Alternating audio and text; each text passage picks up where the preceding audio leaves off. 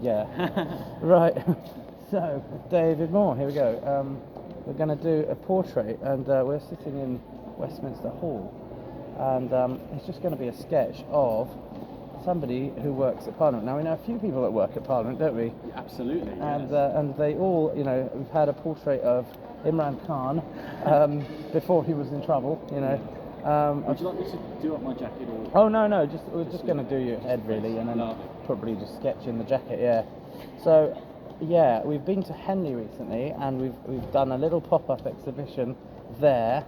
That was great fun. Yes, yeah. It was wonderful. It was in the Phyllis Club. Absolutely, yes. Or AKA yes. Syphilis Club, I think. I don't know why. We had a lovely little art exhibition. We were horrified by the portraits of the King and Queen. Yes, we were. Now they were particularly bad, weren't they? That was quite funny. And then they had the audacity to tell you to put your arms away. Well, they did. I mean, they didn't know. When you put an erection up like this, I've got an easel standing in St Stephen's Hall in Westminster. Yeah.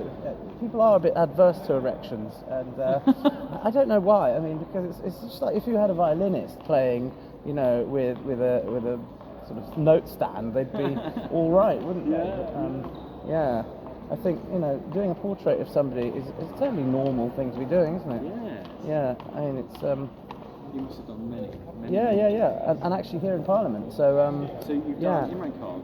Yeah, and Ben Moore, who obviously wasn't in Parliament at the time, but as a result of drawing him and playing a game of chess, we ended up on the balcony in the back here. Yeah. And he did say we should do more art, and then I met you, and you happen to work here as well. So, one step at a time, sort of making art in the Parliament. Yeah. I mean, this is the Palace of the Arts. Let's not forget. This is the Palace of the Arts. It's architecture is an art. People forget that. And paintings in here, the collection in here is almost Hermitage level in terms of the net worth of parliamentary artwork is astonishing. Well, that's right. I mean, there's a portrait of Philip of Spain, who, believe it or not, was King of England very briefly. I think officially. I'm not sure how officially, but certainly he was, let's say, officially married to the regent, to the Queen. So his armada wasn't just. I mean, we taught at school, he was just attacking England. Well, it's because he was reclaiming his throne, I think. Because Philip of Spain was said to be King of England. Right. Yeah. Through the virtues of his wife being Queen. There's a big question whether we did have a Spanish king. Yes. But he was only a King of England officially, yeah. So it's a kind of morganatic marriage. Yes, because he was the Queen Regent, really. Queen Mary was indeed the Queen Regent. Tim was the Regent. Well, it's always by the time, isn't it? At the time, by the time. Yes, indeed. King for a day, gone tomorrow. Yeah. But nevertheless, wonderful portrait of him hanging next to.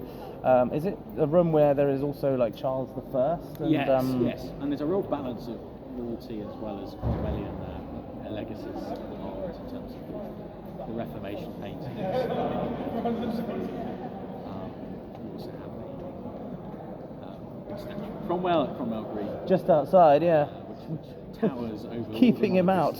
Yes, indeed. His head was impaled on the railings, wasn't it? Yeah. Yes, they found his body and dug it up. That's a good idea, isn't it? After the good idea. The restoration. Well, I mean, they dug up the statue of Charles that's now on the Trafalgar Square, which was said to have been, very much. Oh gosh, who's that then? Potential fraud. Well, there we are. That was on time, wasn't it? Yeah. Sorry, no potential fraud for us today. Thank you. Yeah. No, it's very funny. The paintings in here tell such a story. I mean, for instance, the Irish painter, now I can't remember his name, but he did these big canvases, or even frescoes on the wall of Trafalgar and Waterloo in there. You know what I'm talking about? Yes, in the House of Lords. Yes, beautiful. And we'll see them later, actually. Yeah. Yeah. So he was sort of trying to be like Rubens in a way, painting, epic scenes with many bodies sort of piled up on top of each other. Yeah. Who else? I mean, there's certainly more modern portraits of Churchill and people who've worked in Parliament. Absolutely. Churchill famously had a portrait commissioned for him by Parliament. That was given to him, I believe, in the 50s, and he hated it. Really? And is that the one that's up on the wall? No, it was burnt. His wife burnt it. Oh, really? It was that bad. My goodness. It's a very flattering painting. It's quite unusual, isn't it? Oh yes, indeed. Well, it makes him very large and looks very drunk at the time, which it was. I see. That's why. So it was sort of Lucian Freud type thing. Yes, but generally the painting, this modernist style that he liked, it was a traditional painting. There's some wonderful paintings of Churchill. That was one. Yes. And the statue of him outside also. Absolutely. Now, what an extreme thing to do, to burn a portrait just because of the style. Yeah, he hated it. He said, I don't want to see it ever again. His wife did it in the loft, and then after he died in the 70s, his wife burned it. Oh, she decided to do that? I'm told it was destroyed. I could be wrong. So I think they can't find the copy yet. Well, even a photograph. Yeah. There's a photo. Yeah. There is. Yeah. Original photo. Right. Well, that's exciting. We were hanging out with the son of Lucian Freud, which goes back to what they're doing now is showing Freud's. I've just seen one at Manchester National Gallery, and also they've got quite a few at the Portrait Gallery here in Trafalgar Square, which we're doing a tour of next week with a few people. But I think it's interesting how Freud brought a kind of different view to looking at people in London, in the London light, and with the kind of warts and all approach, which the East End, of course, is where Freud moved to after Austria. Yes, he lived in this beautiful house museum, which is in Hampstead. Yes, just next to the Tavistock Centre, I believe. Right. Paul Freud is the son, and he lives in the East End, and so I've told him about coming and maybe doing a podcast as well, doing some portraiture. If we could get Mr. Freud on the podcast. Yeah, exactly. Well, we can give him a call actually and see when he's around, because I did tell him yesterday I'm coming in here, and he would like to get involved. I don't know if he does as much pop-up work, but when I met him, it was at the Russian Ball, which was in a very smart building in Lancaster House.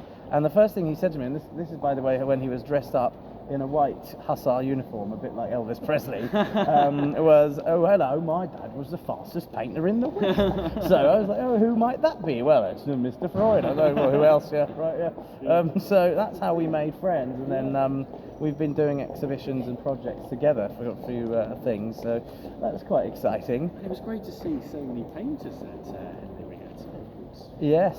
Yourself, Mr. Freud. Also, Ophelia's a painter as well. Ophelia, yes, and I've seen this wonderful portrait of her in pen and ink by. Is that her father-in-law? Did you say? No. Oh, right. A friend actually. Oh, just a friend who works with her. Yeah. But it was a lovely charcoal black and white drawing. Well, hello, Ophelia. Yeah, right. Hello. Hope she's doing well. Yes, absolutely. But it was wonderful to just see all the artwork and sharing different art skills and different disciplines, and how you all got into art, and I can't do art for my life. So. Well, funny enough, I went to Henley with an artist for the first time because he was the colleague of mine called Nigel Tomlinson, who works at your school. Yeah, that's right. Yeah, yes. And of course I was working with him, and he was very much into rowing because every day after school, I don't know if you know this, he would row at the Twickenham boating base. Oh, excellent. So I got a tour of that. Jaguar as well. I remember he used to have a Jag. Oh, did he? Well, that was when he was doing really well with restoration of buildings. I think he used to do. Well, because before he was a teacher. He was doing up all the interiors and doing that. So he was doing that, and then I think rowing for him was just a way to unwind after work and a social thing, to meet people. So we went there, and we went with a guy whose grandfather was one of the founders of one of the clubs the first time. So we got to sit in quite a smart enclosure and watch the actual races and cheer on the best of their teams from Twickenham as well. So that was quite good. Very good. Yeah.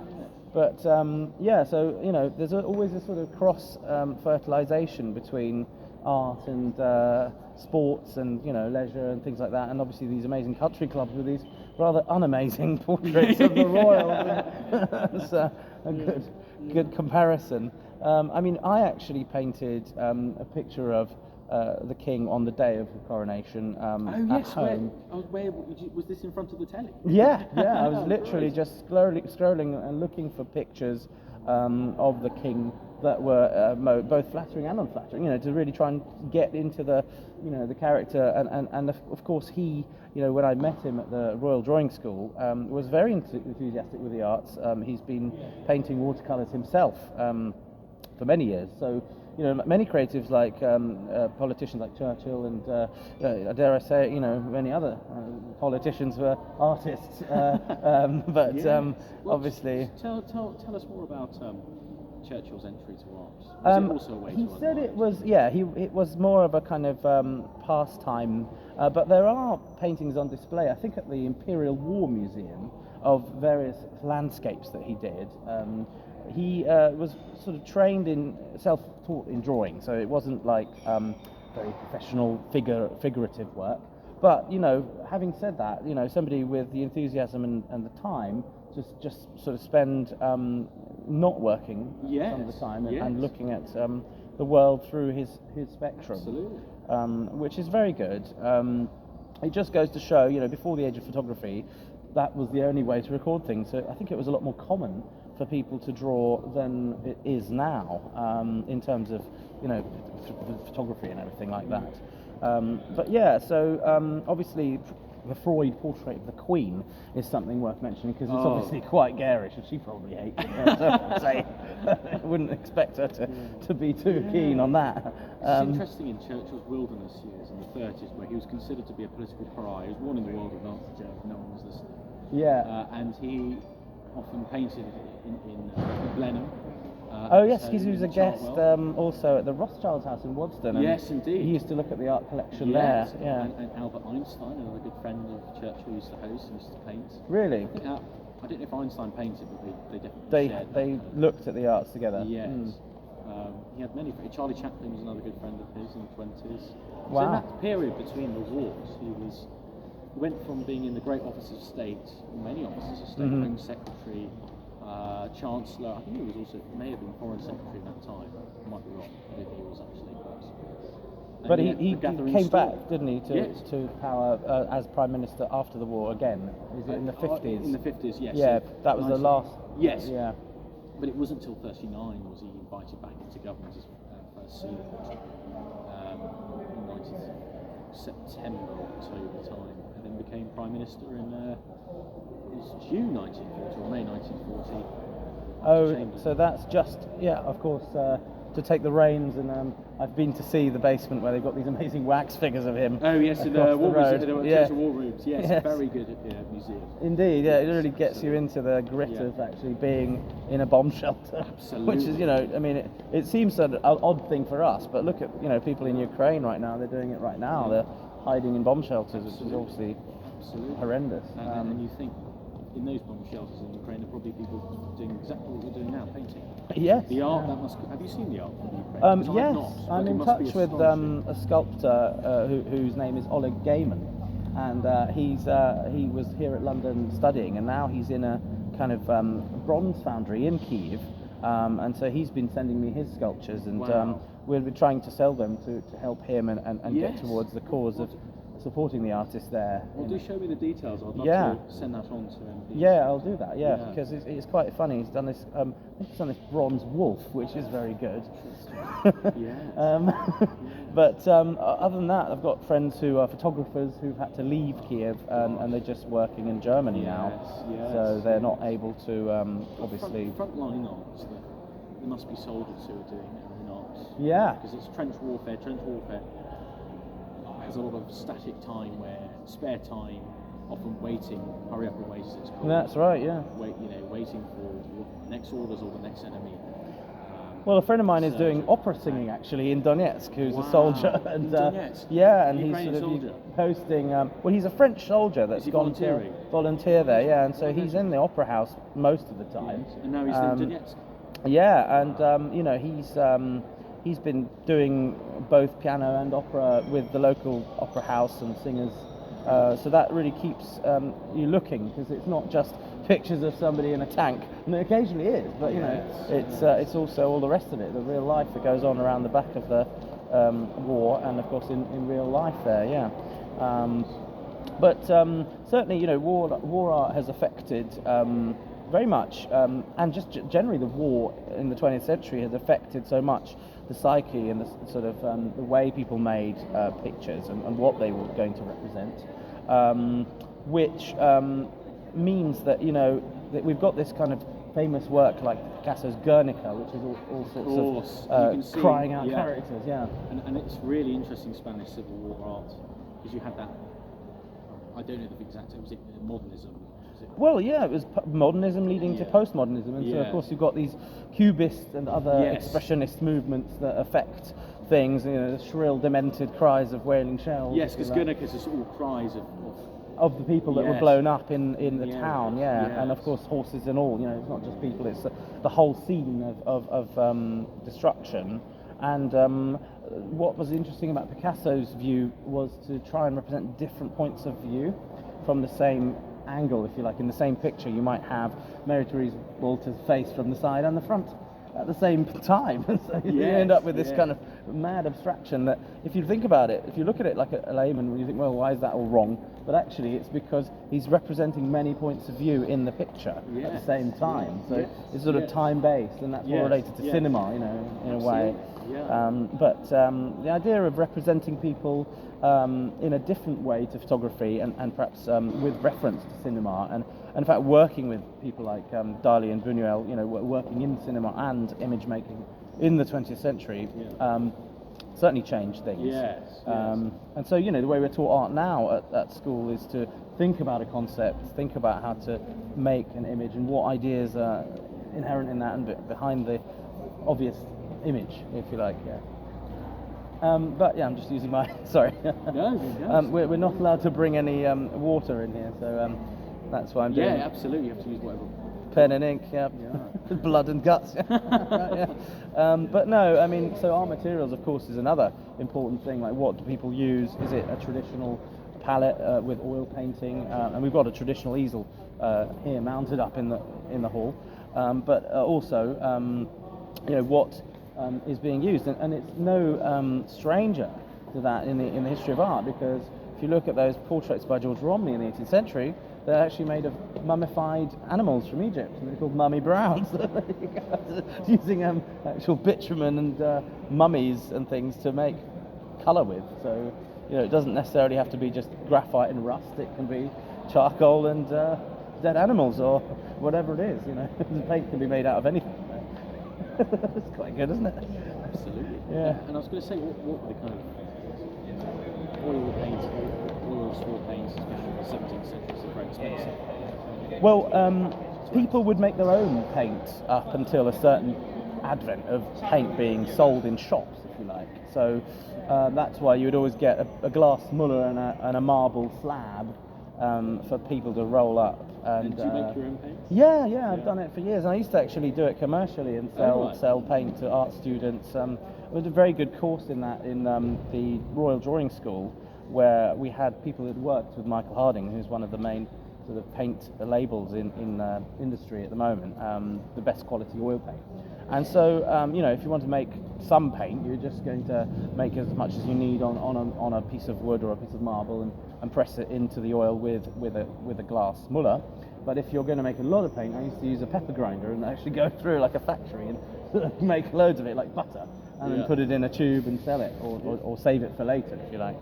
So yeah, it's quite an exciting process, because you can make a colour for about a litre of colour in a day of just milling in the kitchen. So I used to have all my flatmates line up and do the milling.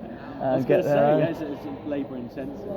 Yeah, and also they were at art school, and so they, you know, they were painters and they were benefiting from it in that way. Yeah. So then it was 100% pigment. It wasn't, you know, it wasn't a mixture with filler and things like that. So that's an important point also, is to have as pure a colour as possible, so for the strongest colour possible as well.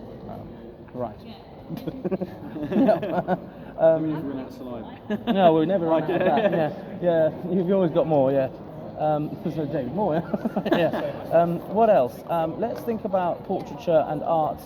I mean, the other thing in the Houses of Parliament is actually lots of sculptural work. I mean, we've got these angels here above us, which go dating right back to the roof, and they're these elongated carved things. You know, they're really quite amazing, with shields and angels and so they've got heraldic shields and roses and things. They're coming out of the ceiling. Oh look, that's a picture. Yeah. Looking great. Yeah. What else? We've got some heraldry and ornament in this room, and some statues of kings in niches over there. So that's quite exciting. Probably early kings. They look like stylized rather than specific portraits there on the wall in the corner. And what's very similar to the kind of stylized kings in York Minster. So they're made up kings from the 12th century. I mean, the counter argument might be, well, there were so many kings at some point that just kept getting changed, so they'd probably have less time to have a king than the time it takes to carve one. Yeah. So they just change their heads around or something like that. What else? There are some busts as you come in, aren't there? Of is it Wellington and people like that? Yes, there are far more. I'd say there's far more busts in the committee room areas, so the stairs upwards there. Around the Lords of the Commons, there are a lot of other busts as well. Yeah. One of my favourites is William Pitt the Younger's bust, which is just up the stairs of the committee room. That's really beautiful. Is that because of the artwork or the person? I think a bit of both, because William Pitt the Younger is one of my favourite prime ministers. He defeated Napoleon, although he died before Napoleon did. He died in office, and he died knowing that he would win. To be abolished, because he was a good friend of William Wilberforce. He was a big campaigner for the abolitionist movement.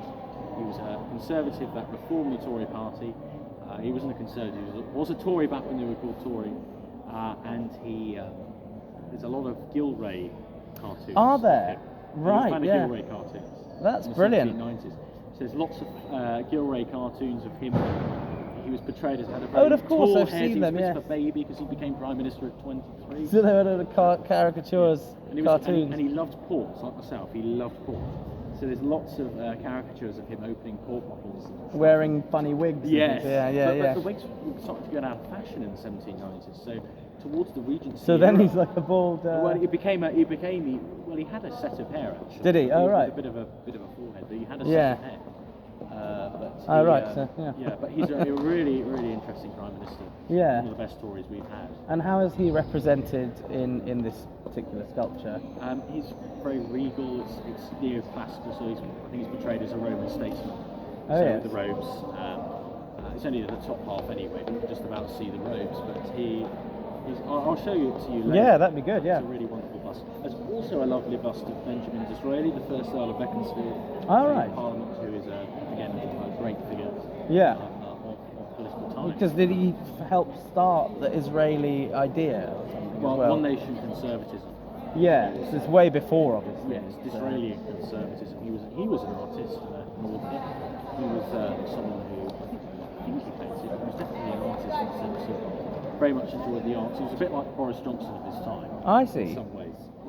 And of course he was Earl of Beaconsfield, my hometown. So was he? Okay. Where I live. Because he's also sort of, was he doing anything with his Jewish heritage there?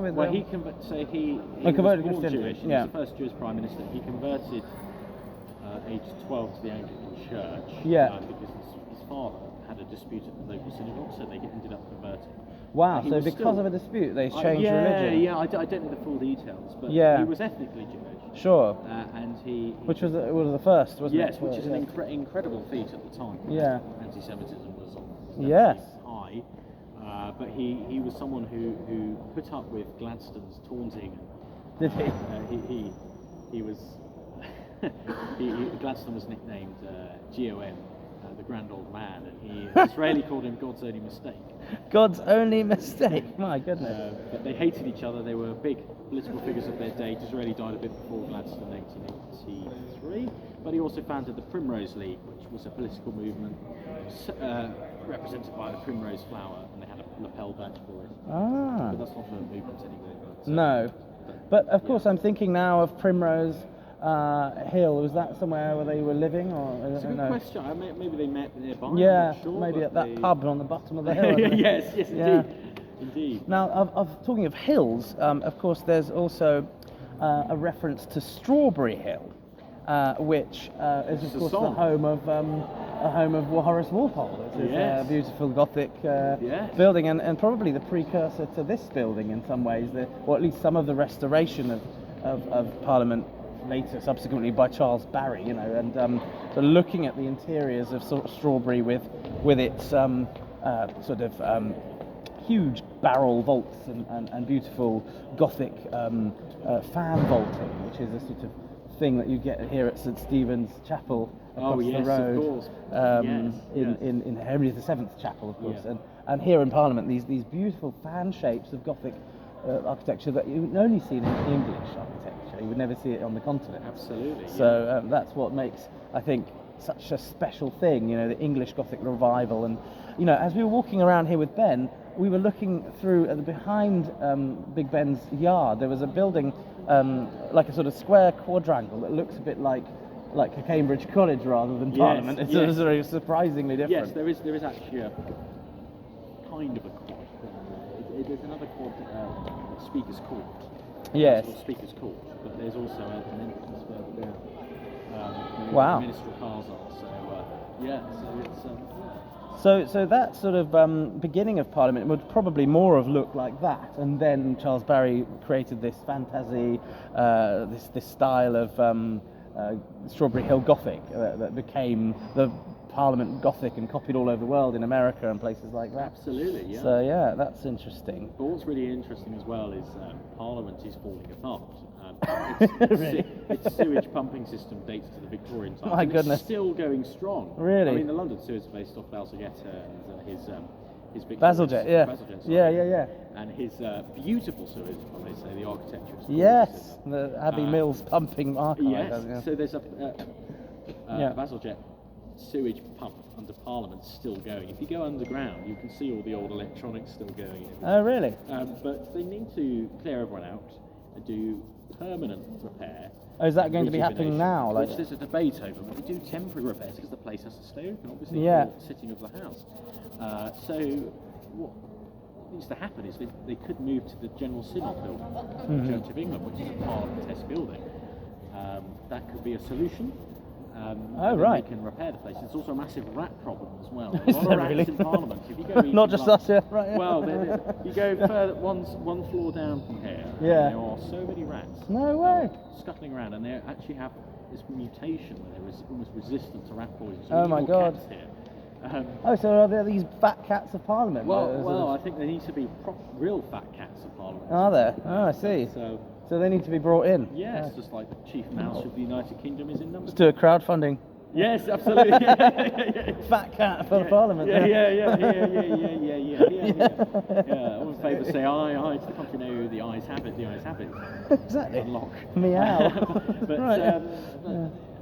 Parliament needs to clear out. It needs fixing. It's a beautiful historic place that needs a bit of love, and it has had a lot of love, but it just needs everyone to quite frankly clear out and move get to another area, get a new 3 years of work, like they did with toilet, Big basically. Ben. Yeah. Yeah. And what did they do inside Big Ben? Did they change the tower into a library in Victoria? But then did they do something in Big Ben like that as well? Sure, but they rejuvenated the whole thing. And you can see the contrast of Big Ben to the other side of the building because it's gold and it's got that fresh lick of paint. Yeah, so the stones bells been sound cleaned off clean. and everything. Yes, exactly. Yeah. But it's a beautiful tower. Right. But on the Elizabeth inside, Tower. I mean, there's this whole big empty space, isn't there? I mean, I've seen it in a magazine. I'm not sure if it's actually true that there's like a whole vacuous sort of space beneath the clock that's not being used. Been in. I need to have a look myself because my colleagues and friends have gone up in tours, which you can get. I'm Yes. having a tour of the Speaker's court, which includes the bed that the King stayed in before the coronation. Oh, really? He stayed in here? It is a massive king-size bed. Is there? Yes. What, only used for that occasion? Yeah. Right, yeah. So, That's a very nice bed, isn't it? There's also a nice chair, I think. Yeah, that he sits on only there just is. before, once best before and sell-by dates occur. Yeah. Yes, absolutely. Right, and so that's a whole bedroom just reserved for the king. Absolutely. And does he? I mean, has he been to Parliament since the coronation? The king visited just before to visit MPs and staffers. That was a balloted event. Right. I sadly didn't make the cut, but that was a balloted event. Yeah. Some friends went. I think since the coronation, he's not been to Parliament. Really? So he doesn't he will have the return. time. Yes, well, he's got such a busy diary. Yeah. And to be fair, it's presence of the king is strong here anyway. And is there a king's representative who is officially working here? The king's representative is Black Rod. Ah, yes. Who is the kind of Black Rod? sergeant, higher than the sergeant of arms. The Black Rod is the... Oh, Black Rod, okay. Black Rod who slams the door, who orders the House of Commons to say, the King commands this honourable House. So firstly he walks up to the door, they slam the door in his face to represent parliamentary sovereignty, the legacy of the Civil War, Magna Carta, to show Parliament is holding the monarchy to account. And yes. The king follows the people, his subjects. And he actually has a rod. He actually and he has a rod. A staff. So they slam the door in his face. Yeah. The state opening of Parliament. Really? And and he goes bang, bang, bang. And they shout, "Open the door!" And they open the door, and he walks in. He bows to the speaker. He then says, "The king commands his honourable House." He bows to both sides of the House to join His Majesty in the House of Peers, who is obviously sitting on the throne in the House of Lords. So then the Commons then grumbly walk to the Lords, as per traditional. Dennis Skinner used to make a quip. Sadly, he's not in Parliament anymore, which I think is a great loss. And then they would head into the House of Lords to hear the speech. And what do you mean by grumbly walk? Well, like tradition. It's like they sort of grumble while they walk. Behave and listen to the king and not be rebellious. Hence why they just slam the door in the face. Oh, right. It's an admonishment. In a way. Yes, indeed. In reality, the king is the monarchy. The institution of monarchy is highly respected in the Commons. Yes. Apart from a few MPs in Labour.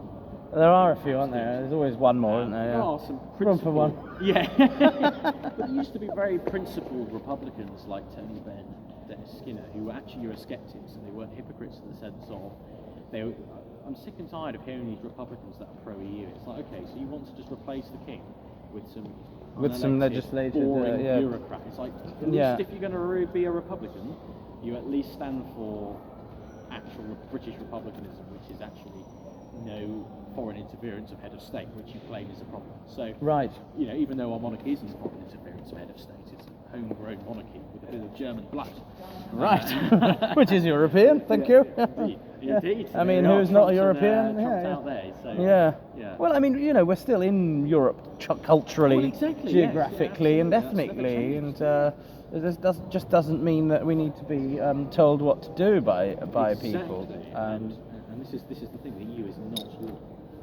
And what is the EU in that case? What would you call it? I mean, is it a... To quote Boris Johnson, he called it a chimera. Right. It's a mythical beast, chimera. And he's right. Here. Right. Yeah.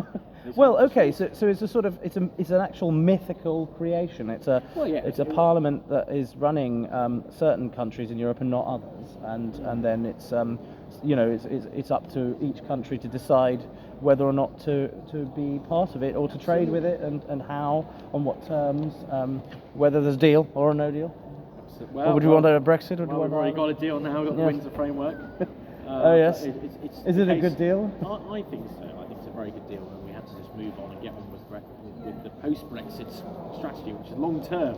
But sadly, we're going through some economic hardship because of lockdown, COVID, Ukraine war, and other things. So many sort of hardships getting in the way of the. But that's the price of freedom. We stand for Ukraine, rightly so. We're standing for Ukraine. The price of standing for Ukraine is increasing our defence budget. Right. And not using Russian gas. And it's a rightful price to pay for freedom of others. It's a romantic thing. And is that what the EU have also started doing? Well, the EU, not as much. They're very slow to supporting Ukraine fully. And they were using Russian gas, weren't they? Well, exactly, Germany especially. But also the price of freedom for Brexit. There's some people that say there aren't economic benefits of Brexit. Now, there's a debate about economic benefits of Brexit, but ultimately, as Gandhi once said, we'd rather be a poor country with our own masters than a rich one with foreign masters. He said that to the British. Did he? And that's he's right.